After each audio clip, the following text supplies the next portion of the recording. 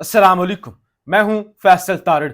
शहर इक्तदार जी मैदान जंग बना हुआ है।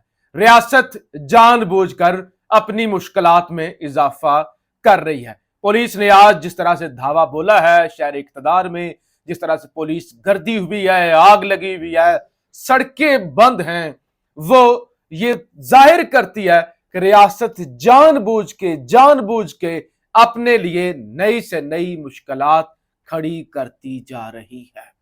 इसके अलावा जी आज जहांगीर तरीन साहब अपना पहला और शायद आखिरी जो हालात हैं, जिस तरह से नाकाम हुए हैं, पावर शो कर रहे हैं और वो बुरी तरह से पिट चुका है अडियाला जेल के अंदर।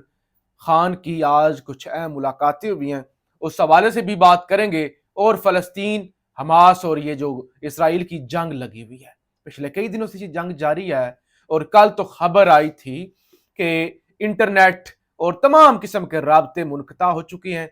हमास के गजा के और इसराइली फोर्सेस जो हैं उन्होंने ज़मीनी हमला कर दिया है, बड़े पैमाने पर तबाही हो रही है। आज इस हवाले से एक बड़ी पेशरफ्त हुई है, बड़ी खुशखबरी आई है, उस हवाले से बात करेंगे। और गजा को लेकर ही पाकिस्तान के अंदर जमात इस्लामी ने जी आज एहतजाज किया। अपारा के बिल्कुल दूसरी साइड जैस्मीन गार्डन है, उसके साथ है स्पोर्ट्स कम्प्लेक्स पर लगाया हुआ था स्टेज जमात इस्लामी ने, और वहां पे वो एहतजाज कर रहे थे, सॉलिडारिटी, हमदर्दी, इजहार यकजहती। और हम क्या कर सकते हैं? और तो पाकिस्तान ने इस सारी सूरत में अपना कोई किरदार अदा नहीं किया।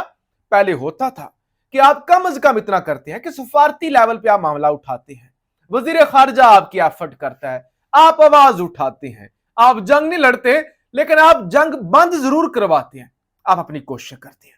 लेकिन अब की बार पाकिस्तान मुकम्मल तौर पे इस आलमी मंजरनामे से गायब हुआ, पाकिस्तानियों की ख्वाहिशात को कुचला गया और बिल्कुल आवाज रियासत की जानब से नहीं उठाई गई, ना कि दफ्तर खारजा ने इस पर कोई आवाज उठाई। बस वो गोंगलुओं से मट्टी झाड़ने वाली बात है कि हम इस पर गहरी नजर रखे हुए हैं, हम इसकी मुजम्मत करते हैं, बातचीत से मामला तय होने चाहिए और हम फलस्तीन की आजादी के हक में। बस इतना एक छोटा सा बयान आया और जान छुड़वा ली गई। जमात इस्लामी ने आज उस पर, मैंने जैसे आपको बताया कि एहतजाज रखा हुआ था, अब पुलिस ने उस पर बोला धावा।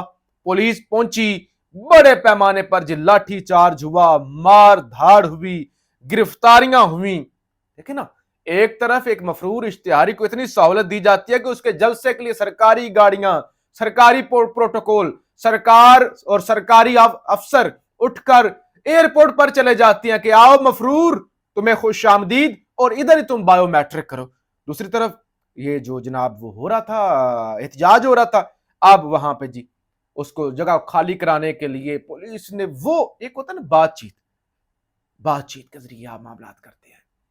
एहतजाज ही तो कर रहे थे ना, तो ये लोग 9 मई के अंदर मुलव्वस थे कि चलें, पीटीआई से ताल्लुक होता, समझ आती है कि पीटीआई ने तो वो लाहौर के एक गांव के अंदर कॉर्नर मीटिंग करनी थी, उस पर धावा बोल दिया गया।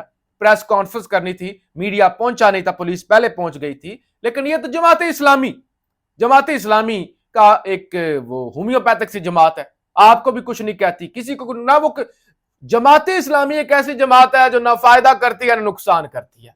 वो होम्योपैथिक हकीमों की जो दवाइयां होती हैं वो कहती हैं कि ये ना फायदा करेगी, फायदा ना किया तो नुकसान कम से कम नहीं करेगी। लेकिन बोल दिया गया धावा। अमीर जमात इस्लामी जिला इस्लामाबाद नसरुल्लाह रंधावा, उनको भी गिरफ्तार कर लिया गया और साउंड सिस्टम वगैरह को उठाकर ले गए, वो सारा जो स्टेज था उसको उखाड़ पे चाड़ दिया। अब जमाती वो कहां पीछे हटने वाले थे, वो कोई बर्गर थोड़ी ही हैं। उन्होंने जनाब हर तरफ आग लगा दी, टायरों को आग लगा दी गई, सड़क बंद कर दी गई। ये जो मेन कश्मीर हाईवे है जो एयरपोर्ट से आती है और आगे सरीना की तरफ, वो उन्होंने बंद कर दी। उसके बाद जो है वो अपारा इस्लामाबाद, उसको भी उन्होंने बंद कर दिया। वहां पे भी धरना शुरू और पुलिस फिर मुकम्मल नाकाम। पूरा इस्लामाबाद ही चौक हो गया, ट्रैफिक ही रुक गई, एक बड़ा तमाशा लग गया और बदनामी अलग से, गालियां अलग से कि देखिए आप कर क्या रहे हैं। अगर आप स्पोर्ट में नहीं, गजा की स्पोर्ट में नहीं आ सकते तो कम से कम ये बेशर्मी ना करें। तो लिहाजा उसके बाद अभी तक ये तमाशा लगा हुआ है, गिरफ्तारियां हो रही हैं, पुलिस क्रैकडाउन कर रही है, इस्लामाबाद बंद है, हर तरफ सड़कों पर आग लगी हुई है और एक नया ही इस्लामाबाद وہ منظر پیش کر رہا ہے، میدان جنگ بنا ہوا اسلام آباد۔ دوسری طرف جی جہانیہ کے اندر جہانگیر ترین اپنی پہلی جلسی، اور وہ جی جب سے استحکام پاکستان بنی ہے انہوں نے کہا پاور شو کرتے ہیں، ذرا چیک کرتے ہیں۔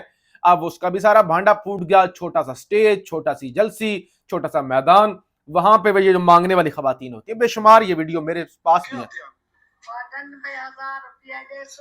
1000 روپیہ ڈیسوں، اس طرح کی بے شمار ایگزامپلز ہیں۔ ARY چلا چکا ہے، متعدد سوشل میڈیا پہ سرکولیٹ ویڈیو کر رہی ہیں، ہمارے موبائل بھرے ہوئے ہیں آج کہ کسی کو 700 پہ لائے ہیں، کسی کو 800 پہ لائے ہیں، اور یہ جو مانگنے والی خواتین ہیں وہ کہتی ہیں کہ ہم روڈ پہ بھی مانگ ہی رہی تھی تو ہمیں کہا گیا کہ آپ آئیں، ادھر کو پولنگ ہے، کوئی جلسہ ہے تو ادھر آپ کو روٹی شوٹی بھی دیں گے، 1000 روپیہ بھی دیں گے۔ وہ کہتے ہیں ہم تو وہ اس کے لیے گئے جو ہیں وہ گئی ہیں، تو لہٰذا جس جلسے کے اندر فقیروں کو لایا جائے، مانگنے والے خانہ بدوش، ان کو کہا جائے کہ 6 7 دیں گے، روٹی شوٹی بھی دیں گے، کیوں کو کہا جائے کہ 1000 دیں گے، تو اس جلسے کی کیا کریڈیبلٹی ہونی ہے؟ اگر ایسے ہی آپ نے پاور شو کرنا ہے، دیکھیں آپ کا نیشنل ٹی وی چلا رہا ہے۔ پاکستان پارٹی کے جلسے میں خواتین کی بھی شرکت، کہتی ہے کہ پارٹی ممبران نے جلسے میں آنے کے لیے 800 روپے دینے کا کہا ہے، کھانا بھی ملے گا، اسی لیے جلسے میں شریک ہے۔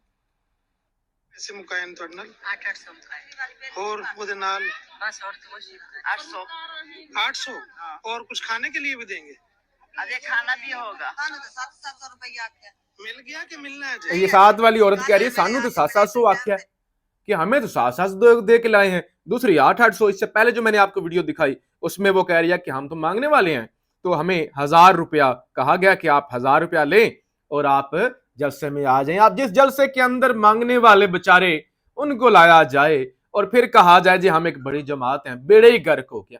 پہلے مانگے تانگے کی پارٹی، مانگے تانگے کی پارٹی، کوئی ادھر سے توڑا، کسی کو مارا، پریس کانفرنس کروائی، چلو استحکام پارٹی میں، اور اب مانگے تانگے کی پارٹی نے مانگنے والے ہی وہ لوگ جلسے میں بلا لیے اور سیاسی پاور شو کرنے کا فیصلہ کر لیا۔ آج خان کے ساتھ 2 ملاقاتیں ہیں، ایک حامد خان سینئر ترین وکیل قانون دان، ان کی وہ اڈیالہ جیل راولپنڈی پہنچے ہیں اور خان کے ساتھ ان کی جو ہے وہ ملاقات ہوئی ہے۔ جنگ لگی ہوئی ہے جی غزہ کے اندر، پچھلے کئی دنوں سے ایسے واقعات آ رہے ہیں کہ ان پہ دل نہیں کرتا بات کرنے پہ، اتنا ظلم ہوتا ہے نا، اتنا ظلم کہ پورے ہسپتال اڑا دیے جاتے ہیں، اور امریکہ، برطانیہ یا دوسری بالکل ان کو شرم ہی نہیں آتی یہ سچویشن دیکھ کے۔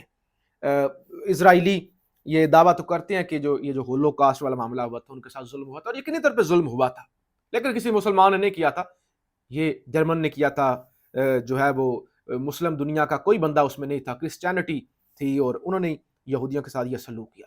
لیکن سیم جو ان کے ساتھ ہوا نا، انہوں نے وہ سب کچھ غزہ والوں کے ساتھ کیا، فلسطینیوں کے ساتھ کیا۔ اب اس جنگ کو رکوانے کے لیے مسلم دنیا سے کوشش ہوئی اور باقی بھی انسانی حقوق کی تنظیمیں، اقوام متحدہ بھی میدان میں آئی، کافی کوشش ہوئی، لیکن انہوں نے کہا جنگ بندی نہیں ہوگی، جنگ بندی سے حماس کو فائدہ ہوگا، لوگ مرتے ہیں تو مرتے رہیں، تماشا لگا ہے، انسانیت کا مذاق اڑ رہا ہے تو اڑتا رہے، مسلمان ہی ہے نا، خیر ہے، مسلمان ہی ہے نا، کوئی گوری چمڑی والے تھوڑی ہیں، تو مرتے رہیں۔ لیکن آج اس حوالے سے ایک بڑی پیش رفت ہوئی ہے، اقوام متحدہ کی جنرل اسمبلی میں ایک سوڈان کی جانب سے قرارداد پیش کی گئی تھی جنگ بندی کے حوالے سے، وہ قرارداد منظور ہو گئی ہے، اس کے حق میں آئے ہیں 120 ووٹ، یعنی اس قرارداد کے حق میں 120 ممالک نے کہا ہے کہ جنگ بندی ہونی چاہیے، صرف 14 ممالک نے مخالفت کی ہے، 45 وہ ممالک تھے جنہوں نے ابسٹین کیا ہے، یعنی جنہوں نے کہا ہے کہ ہم کوئی اوپینین نہیں دینا چاہتے، لیکن میجورٹی 120 ممالک نے جنگ بندی کی حمایت کی ہے۔